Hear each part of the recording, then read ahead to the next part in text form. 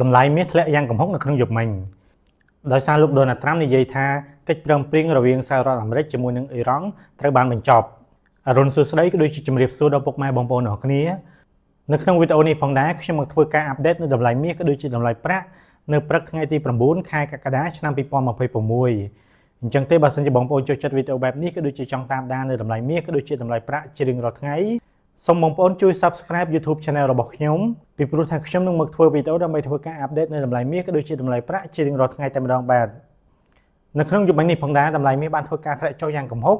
ដោយសារថាលោក Donald Trump បាននិយាយថា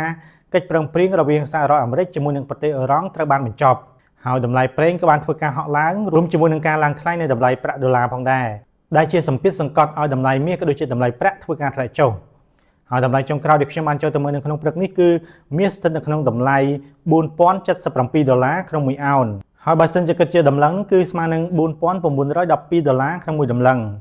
ឬស្មើនឹង$491ក្នុង1ជីផងដែរបាទចំណែកឯប្រាក់វិញប្រាក់ក៏បានធ្វើការធ្លាក់ចុះយ៉ាងខ្លាំងផងដែរហើយតម្លៃចុងក្រោយដែលខ្ញុំបានចូលទៅមើលនេះគឺប្រាក់ស្ថិតនៅក្នុងតម្លៃ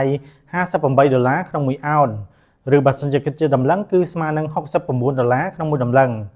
ឬស្មើនឹង$6.9ក្នុង1ជី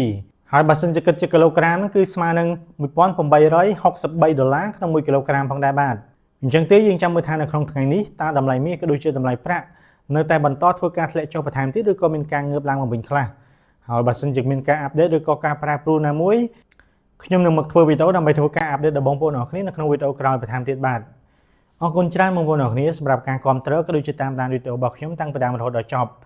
បើសិនជាបងប្អូនគិតថាវីដេអូនេះមានប្រយោជន៍ហើយបងប្អូនចូលចិត្តវីដេអូបែបនេះសូមបងប្អូនជួយចុច like ចុច share ដើម្បីឲ្យបងប្អូនយើងផ្សេងទៀតគាត់បានឃើញផងហើយបើសិនជាបងប្អូនមានមតិយោបល់ឬក៏ការយល់ឃើញបែបណាទាក់ទងនឹងការផ្លាស់ទីនៃតម្លៃមាសបងប្អូនអាចធ្វើការចែករំលែកដោយការ comment នៅក្រោមវីដេអូរបស់ខ្ញុំនេះបានបាទអរគុណច្រើនបងប្អូនអរគ្នាជម្រាបលាបាទ